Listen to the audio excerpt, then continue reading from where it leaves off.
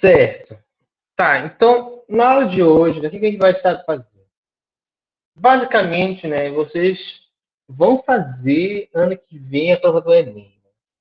Você microfone, João, qualquer coisa, bote no chat aí qualquer pergunta, qualquer intervenção. Continuando aqui. Se eu fazer Enem ano que vem, né, é meio que um dos focos de você durante o ensino médio. Então, é importante saber o que vai cair na prova, né? O que pode cair na prova, como é que cai, né? Então, a gente tem que praticar várias coisas, tanto leitura de texto, quanto questão de prova, né? Esse tipo de coisa. Então, é bom de balancear essas situações. Mas hoje, eu trouxe um resumão geral, né, do que seria um conteúdo programático para o Enem. Eu sei que, vamos dizer assim, se a gente for procurar na internet, conteúdo de literatura Enem, não está claro. Né? É muito vago, né? É muito impreciso. Né? Então, eu fiz uma pesquisa do que geralmente cai em prova e eu coloquei aqui nesses slides para a gente poder ir vendo com calma e a gente vai ver durante o ano tudo ou quase tudo isso para as escola que vem vocês estarem tranquilos para a prova. Né? Vamos ver aqui. Né? Então, antigamente, né, antes do Enem, tinha a prova da UFPA, a prova da UEPA, né? E haviam aquelas listagens de escrituras obrigatórias. Então, você deveria ler todos esses livros para poder ir fazer a prova. Então, basicamente, era esse o conteúdo. Só que era assim, era legal, porque direcionava um pouco as coisas. Só que também era um pouco complicado, porque sei lá, na prova federal leitura X, que não tinha na UEPA, que não tinha na outra, na UFRA, não tinha outra coisa. Então, cada um tinha sua leitura obrigatória. E aí, sei lá, lê muito mais coisa do que deveria. E ficava uma loucura. Então, o Enem veio para quebrar com isso. O que ele faz? Abole e não tem mais leitura obrigatória. Porque também é loucura. Mas, enfim, quem sou eu para falar mal do Enem, né? E aí, a partir disso, a gente então tem uma nova forma de fazer prova, né, de entender literatura em vestibular, né, que é a partir dessas duas linhas. Né, que aí, para você estudar literatura, o que você tem que fazer? O que você tem que fazer? Né, na minha opinião, humilde, né, é o conteúdo mais legal de estudar, né? Porque você está lá se divertindo e do nada está estudando, né? É uma grande vantagem, né? Não é como, sei lá, estudar química, tem que fazer um cálculo, tem que gravar fórmula, né? Tu tem que só que ler mesmo e tá tudo pelo certo. Então, Maria Júlia, toma esse mamar. oxe, não entendi. Vou continuar. Então, como estudar seria criar uma leitura, né, de ler textos literários com crítica, não basta só ler, né? Mas ler com outro olhar, né? E o outro é saber reconhecer características que vão gerar estilos de época. Né? A gente vai ver daqui a pouco isso. Né? Então, no geral, se a gente for ver por essa linha, a gente tem esse conteúdo programático para o Enem, né? Que é basicamente esses 7 tópicos. Né? Então, primeiramente, é entender a escola com essas características, autores principais, né? Como é que elas se relacionam, né? E aí assim, eu falei antes, não tem uma lista de leitura obrigatória. No entanto, é preciso que se reconheçam quais são as obras e autores principais de cada escola. Né? Então, mesmo que não tenha mais a leitura obrigatória, você ainda tem que ter uma base, né, do que foi feito naquele período. E a gente vai ver isso com calma. Outro vanguardas europeias, que foram movimentos artísticos europeus que vão influenciar o nosso modernismo, né? Então, é um conteúdo interdisciplinar, entre arte, história, literatura, mas que em literatura tem suas vantagens. E, inclusive, ele caiu na prova desse ano, né? Então, é um conteúdo que o Enem adora, né? O Enem adora esse conteúdo. Outro que é o que falei mais cedo, né? Que é interpretar, ler e interpretar textos literários. Então, esse é o que mais vai ir. Então, a gente tem que estar craque nisso. Então, vamos ter que ler bastante, né? Que é uma grande vantagem para nossas vidas. Tá? Entender o que são as figuras de linguagem, né? Como é que elas funcionam, quais são, né? E, etc. Né? Porque o que acontece, é muito comum acontecer isso, né? De a gente tem um hábito de leitura mais focado em texto narrativo, né? E aí a poesia, por exemplo, ela parece mais difícil, mas é porque a gente tem pouco costume de ler, né? Então,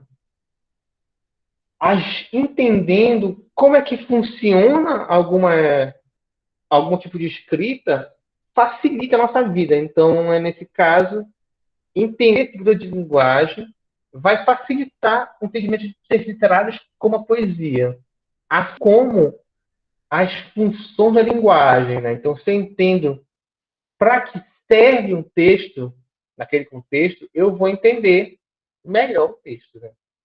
É um princípio. Outro é relação de arte com cultura em geral, outras artes e tal.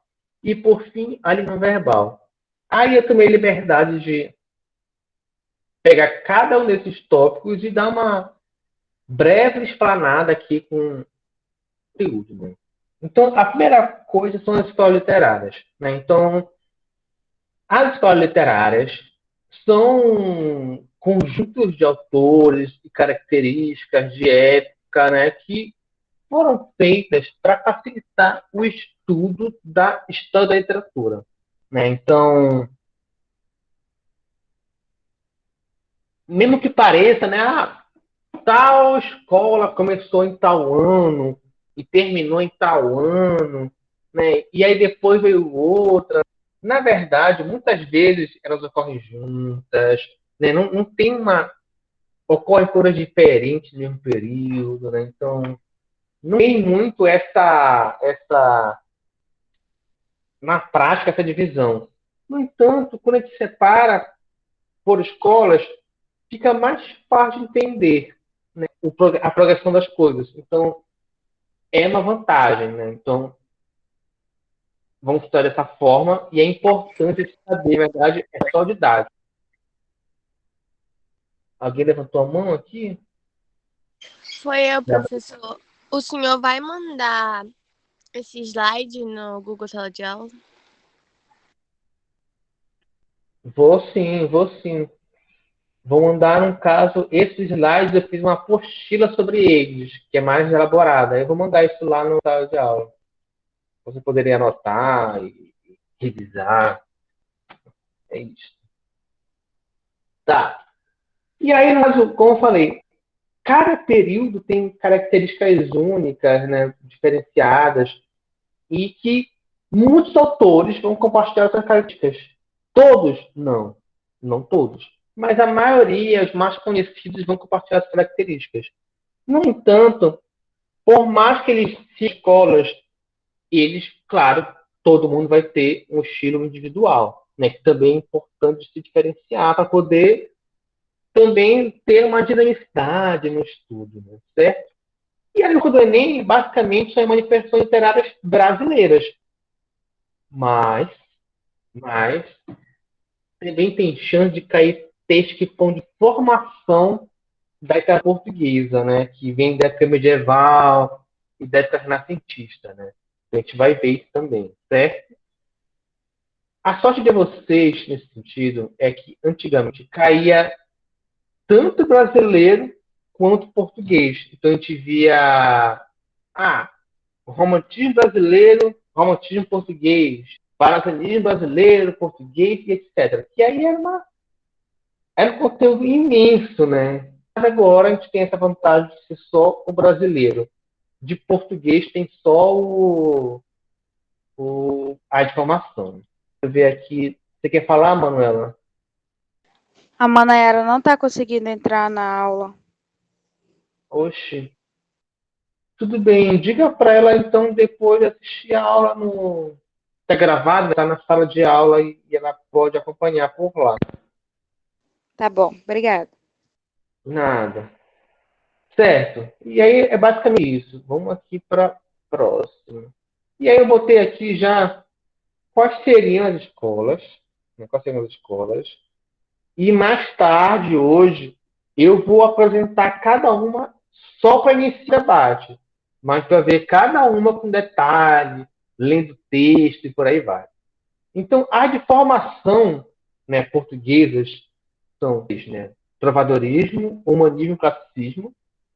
Já no Brasil, a gente tem as escolas do Brasil colonial, né, que seria o quinhentismo, o barroco e o arcadismo. Né? Ou então o quinhentismo, seiscentismo e o setecentismo. Né? Depende de cada pessoa. E tem as escolas do Brasil já independente, né? Que é romantismo, realismo, naturalismo, parnasianismo, simbolismo, pré-modernismo, modernismo e tendências contemporâneas, né? Que é o que é feito hoje. Né? Esse é o conteúdo de escolas literárias. E o próximo seria as vanguardas europeias, que, como eu falei, são movimentos do século XX europeu, do início do século XX, em que eles queriam, basicamente, romper com a forma de fazer arte naquele período. Né? Então, como é que se poderia fazer pintura da realidade, sendo que basta tirar uma foto? Né? Qual é a diferença? Né? Então, eles queriam dar novas possibilidades de fazer arte nesse mundo novo, né? De romper completamente o que está sendo feito antes. Né? Então, tem aqui as principais, né? Que primeiro é o cubismo, né? Que seria uma quebra, né? A partir das formas, né? Então, eu vou quebrar a lógica, eu vou quebrar o realismo usando formas geométricas, utilizando das gravuras pré-civilizatórias e tal, né? Então é nessa linha. Né? Quando for aula escrever com mais calma também, né? É muito mais que isso. Tem o futurismo, né? Que seria esse foco no presente. Então, o nome é futurismo, mas o foco é no presente, né? É engraçado, mas é basicamente isso. Às vezes, confunde-se futurismo com ficção científica. Não é o caso, né? Não é o caso. A questão toda é você fazer literatura em que o foco está no que é o hoje. Né? Sei lá da tecnologias atuais e tal. Não é à frente, é o que é hoje. Tem o dadaísmo, que é justamente a mais aleatória possível. Né? Você não tem lógica, você não tem sentido. É mais destruir completamente qualquer noção artística, no fim das contas. Tem o surrealismo, né, que é aquela forma baseada no som, aquilo que é de uma outra possibilidade de vida, né, que é abstrata, né, o surrealismo. E o expressionismo, né, que seria meio que iniciou essa discussão, né, que seria essa diferenciação, né, de uma nova forma de fazer arte com novos materiais. Esse é o expressionismo. Mas, vamos ter uma aula sobre isso, vamos ver com calma isso e aprender a identificar essas características das obras de arte. Pintura, teatro, cinema, literatura, isso vai ser legal. Certo? Aí tem o conteúdo que é o que mais cai na prova, né? Que é basicamente interpretação de textos literários. E aí eu botei aqui quais seriam algumas técnicas ou alguns olhares para poder interpretar melhor textos literários. Então, a primeira coisa seria, o que eu falei mais cedo, né? Identificar a figura de linguagem, né? Qual é o uso, como é que elas funcionam, assim como entender como é que se usa e como é que funciona a função da linguagem. Né? Se eu sei essas duas partes, já é um pontapé inicial para eu poder compreender melhor um texto literário. Né? Então, esse texto ele tem função metalinguística, né? E ele utiliza muitas metáforas e paradoxos. E aí já começo a atribuir sentidos aí. Outra forma de entender melhor um texto seria ver qual é a parte mais íntima do texto, né? Quando o autor se coloca, né? Algo mais subjetivo, né? Também é uma interpretação possível. O outro seria ligado à polissemia, né? Que seria entender que cada palavra tem vários sentidos dentro de um texto. E aí entender como é que funciona um texto literário. E outra coisa seria ver que o texto pode ser atemporal. Né? Então, texto composto, sei lá, no século retrasado, possui discussões que hoje em dia se debatem e também vão haver trechos de músicas populares brasileiras, certo? Professora Rainha tentando entrar e ela conseguiu, não apareceu ainda para mim aqui. Bom, quando ela apareceu, eu dou aceite. Dou aqui o aceite. Um outro conteúdo que cai muito, e ele é a exceção entre literatura e língua portuguesa, é fluxo de linguagem. Né? Que seria o que eu falei mais cedo, né? Ele vai te ajudar a entender melhor um texto. Né? Então, metáfora, prosopopeia, ironia, hipérbole, sinestesia, aliteração, assonância. São algumas que mais aparecem em textos literários, mas a gente vai ver isso na prática e eu para a Natasha para ela reforçar com vocês esse conteúdo para a gente ficar equiparados. Assim como funciona a linguagem. Como eu falei, você entender para que serve o texto. Então, o texto pode servir de forma. Então, tem aqui essas 6 funções e veremos com calma também esse conteúdo. Repito, eu estou só dando um olhar geral para o conteúdo, para depois, quando chegar na hora da prática, a gente pode revisitar isso daqui e ver como cada um já foi repassado, foi compreendido e tudo mais. Então, nesse caso, a gente tem 6 funções da linguagem, que a linguagem vai funcionar a partir do foco dela em parte da comunicação. Né? Como assim? Né? Se eu focar o meu texto em formar, né, a linguagem está com função referencial. Se o meu foco for convencer a pessoa a mudar uma ação, funciona com ativa, né? Se o meu foco é no subjetivo, em quem emite a mensagem, né, então a função é emotiva. Se o foco é na linguagem, no código, naquilo que faz aquela mensagem existir, então a função metalinguística. A função fática é quando o foco é no canal, né, no meio em que aquela mensagem se transporta. Né? Então, eu posso testar, manter ou interromper esse canal, né, essa comunicação. Essa é a fática e a poética. Né? Que o foco é na mensagem. O foco é no trabalho sobre a mensagem. Então, em literatura, é mais comum aparecer emotiva, metalinguística e a pessoa poética, naturalmente, né? Porque é um trabalho sobre a mensagem. Mas vamos ver com calma depois, com exemplo, para poder fixar melhor. Esse conteúdo eu também vou falar com a Natasha para ela reforçar com vocês e vocês ficarem craques aqui. Tá.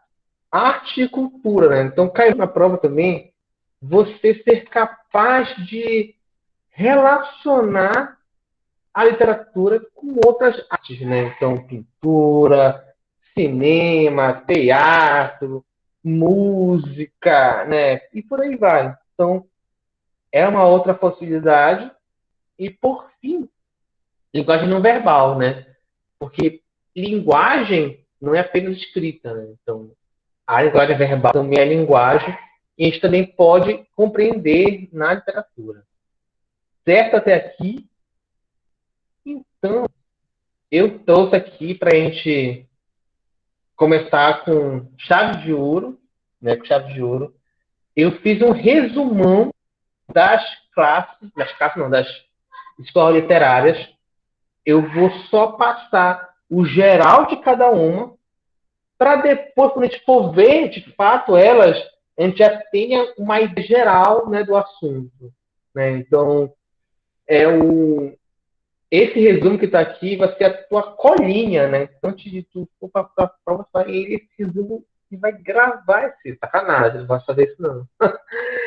Vamos ver aqui, então. Só para a gente poder dar uma iniciada no conteúdo.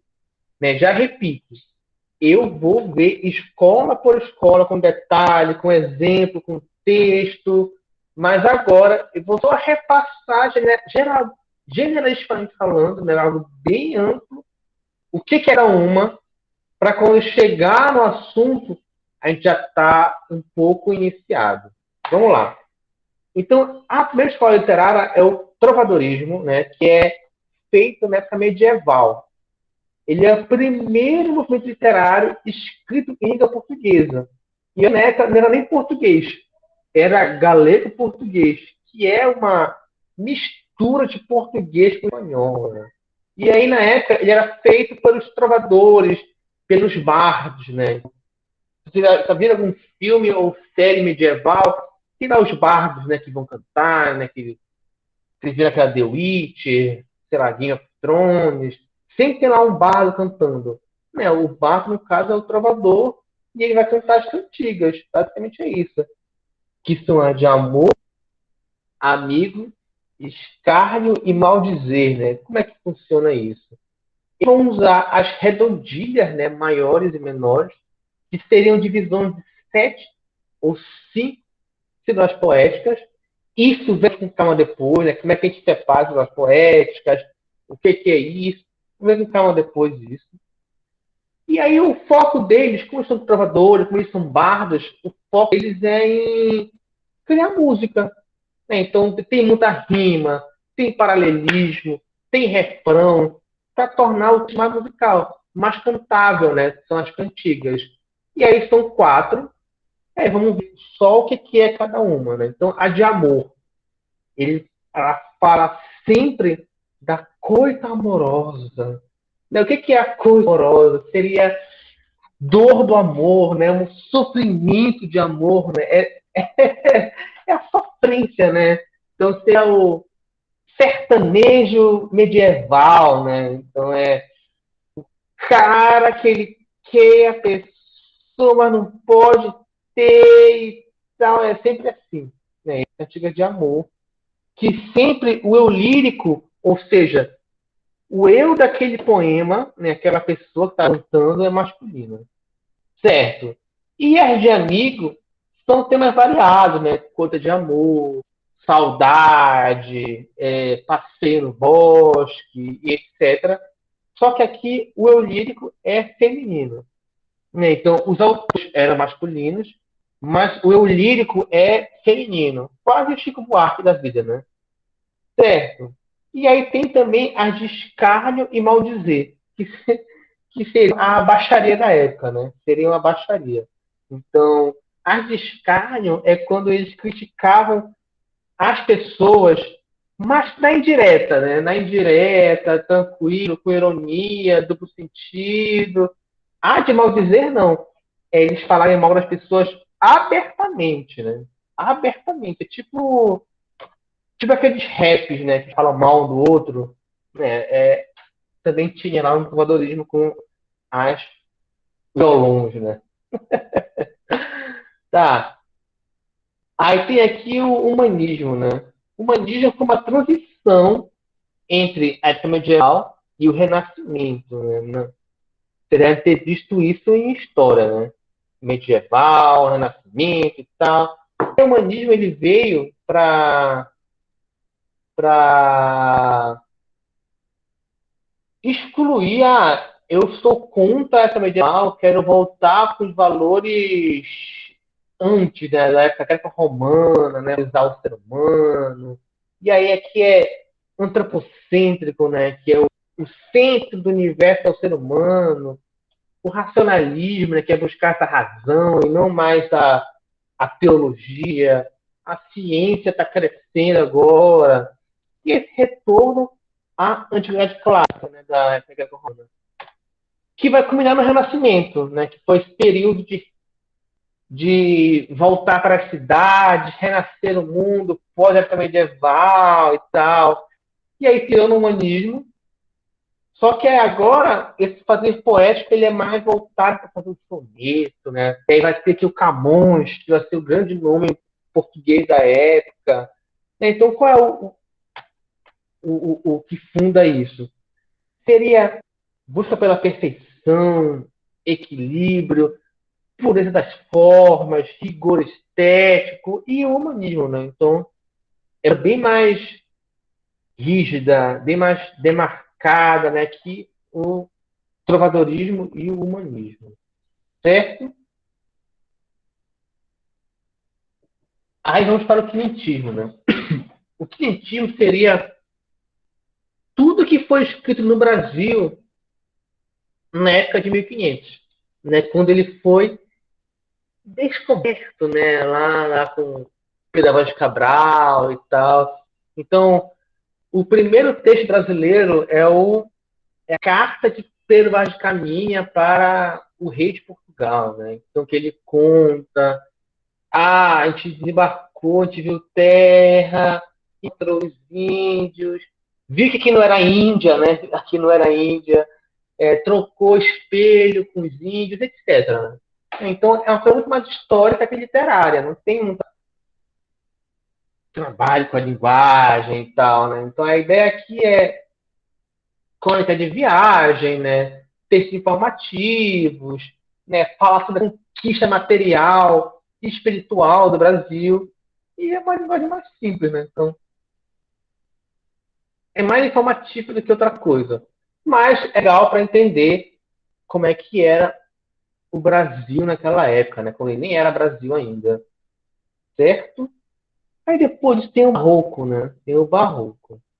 Não, o Barroco, ele vai ser criado na época da contra-reforma protestante, né? Porque sabe que houve, né, na Europa a reforma protestante, né, que tentou modificar como é que a igreja na época, né, o catolicismo e eles rompiam com esses valores, e aí a igreja católica já botou uma contra-reforma que seria demarcando que havia uma crise entre a igreja, o ser humano e a fé.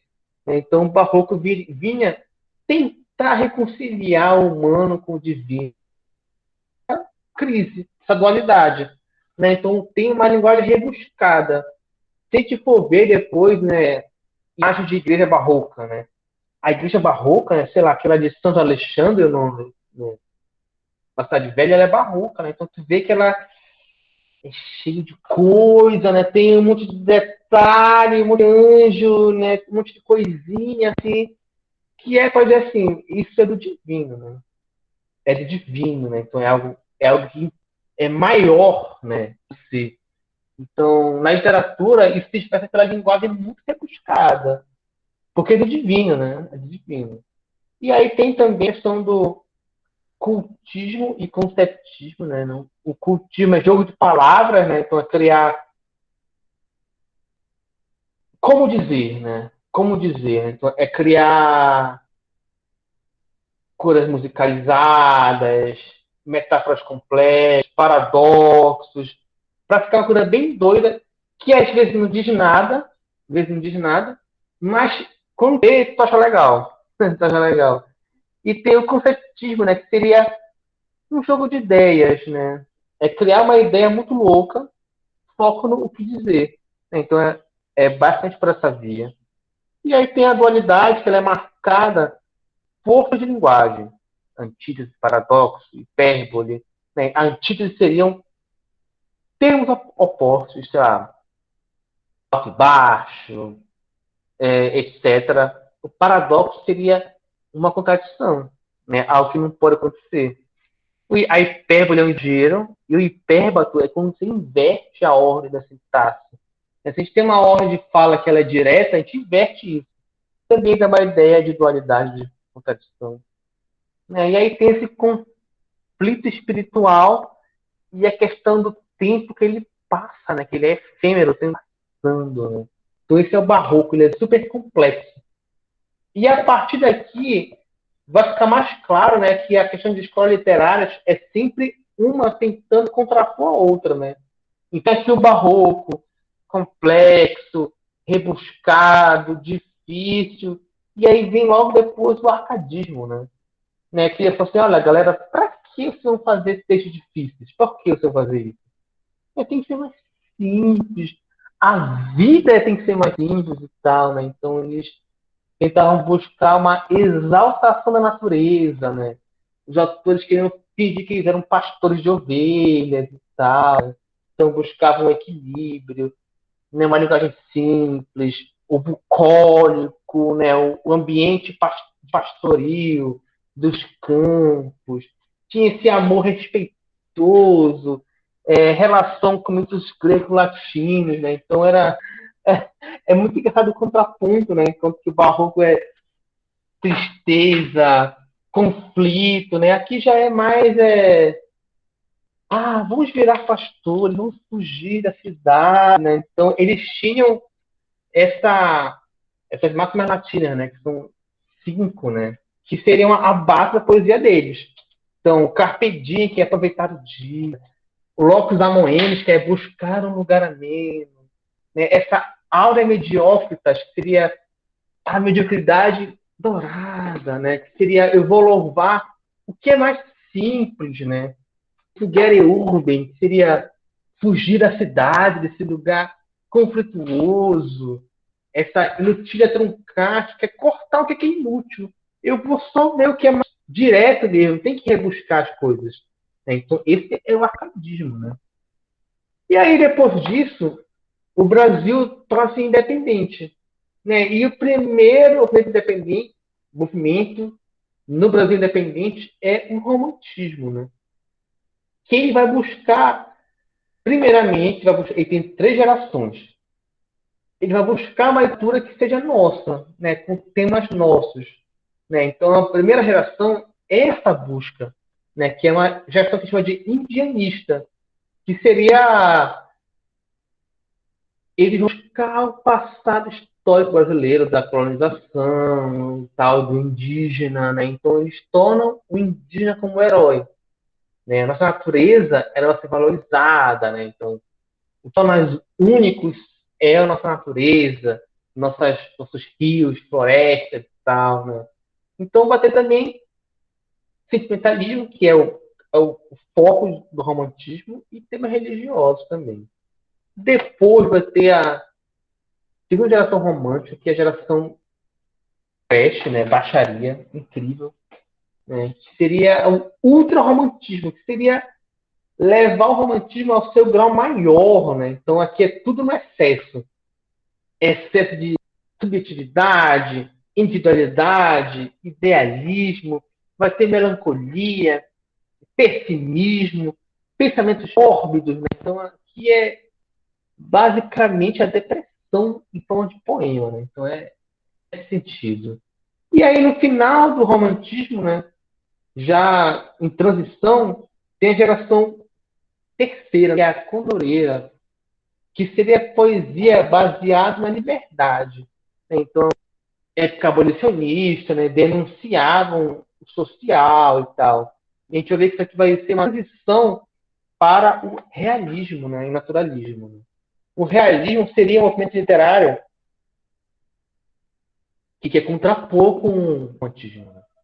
Então, para eles, tem que se falar do que existe, né? Não de si, né? Não da pessoa. Falar do que é a realidade, né?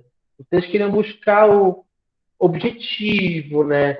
Focar no que é problema social da época, né? Então, o naturalismo seria o realismo exacerbado, né? Ao extremo. E que praticamente o texto literário é só uma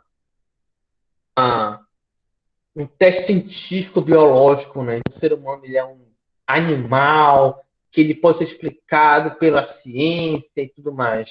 E aí tem aí oposição ao romantismo, ao sentimentalismo, idealismo, né? Ser fiel à realidade, crítica social, né? Ver quais são os problemas na época, né? E um foco muito grande na psicologia das personagens, né? Então, elas se tornam complexas, né? Com desenvolvimentos diferentes e tudo mais. Como a vida é, né? Como a vida é. E aí, nesse mesmo período, tinha o parnasismo, né? Que é um movimento que ele vai ser uma contraposição radical ao romantismo, né? Então, se o romântico ele era subjetivo, sentimentalista, né? Aqui vai ser algo impessoal. Não tem eu aqui, né? É impessoal, é objetivo, né? Então seria arte pela arte, né? Que fala, que é uma arte para cantar, né? O poema ele é para encantar, né? Não pelo que ele fala, mas pelo que ele é. Né? Então a forma está acima do conteúdo, né? É algo que você vê e se encanta pelo trabalho que foi feito naquele poema. Então tem um vocabulário mais nobre, uma escrita erudita, tem alusões a mitos greco-latinos, né? E tem muita metalinguagem, né? Que seria a poesia sobre o fazer poético, né? Que é esse trabalho da poesia, né? Então, usa o soneto e é muito ligado ao que é objetivo, ao que é descritivo, tá? Não tem sentimento, né? É uma coisa assim impessoal. Em contraponto a ele, no mesmo período tinha o simbolismo, né? O simbolismo ele seria uma evolução do romantismo, né? Seria um romantismo Shippuden, algo assim, né? Um romantismo super tardio, algo do tipo assim, né? E aí seria uma escrita subjetiva pra caramba, pessimista, que tinha dor de existir e tal, né? Só que é a partir do símbolo, né? Então a linguagem ela é vaga, ela é fluida, ela não diz nada, ela só sugere. Né? Então são textos difíceis de ler, né? Porque não está nada claro lá. Eles sugerem as coisas, eu tenho que adivinhar o que é. Então vai ter um tema místico, imaginário, sugestivo, né? E é uma coisa meio vaga, né? Imprecisa. Né? Então tem muita musicalidade, né? Intuição, né? Eles na realidade tem muita repetição de sons, né? Como a literação e a assonância, né? Que a literação repete sons consonantais, né? Então repete muito S, S. E aí meio que a repetição do som S seria como se fosse um top violão e tal, e tem a assonância que repete sons vocálicos, aí fica também esse negócio muito doido. É muito bom, inclusive. E aí, nesse mesmo período, tinha também o pré-modernismo, né? Que seria uma transição entre realismo, simbolismo, parnasianismo e o que vai ser daqui no Brasil o modernismo. Então, aqui seria uma tentativa de pôr coisas novas, técnicas, temas novos para a literatura. Né? Nesse período estava crescendo a burguesia urbana e o Brasil está ficando mais industrial também. Né? Então, isso vai impulsionar uma nova forma poética literária no Brasil, que é o modernismo. Né? Então, o modernismo ele vai iniciar com a Semana de Moderna 22 em São Paulo, né, que vão fazer uma semana com vários concertos, saraus. Então, eles querem romper com toda a tradição literária anterior. E aí, para eles, o romantismo tentou buscar uma literatura nacional, mas não conseguiu. Porque eles faziam uma literatura que era completamente focada no europeu. Aqui, eles vão se apropriar da vanguarda europeia, mas para transformar a linguagem, tornar algo novo. Então, aqui é a primeira vez, de fato, entre aspas, que se constrói uma literatura que ela é única brasileira. né? Que aí vai ser o que a gente tem até hoje, né? Então, vai romper com estruturas clássicas de formas clássicas, é uma coisa bem radical, né? Essa é a primeira fase modernista.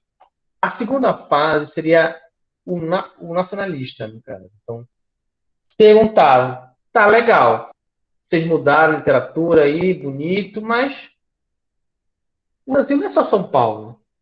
Não é só São Paulo, né? A gente tem regiões que têm formas muito marcadas, únicas. Então começou a surgir aqui então a literatura do Nordeste, né, do Sul, do Norte, né? Então a gente vai ver essas partes, né, essas expressões brasileiras, mas que eram apagadas. Até hoje são, né? Mas eram apagadas. Então vai surgir Raquel de Queiroz, Jorge Amado, Vocês Jurandir, né? E por aí vai. E aí, em 45, vai ter a parte mais de inovação linguística, né? Experimentações, o realismo fantástico, temas sociais e humanos, usando existencialismo, né? E por aí vai. Então, é por outra onda aqui, né?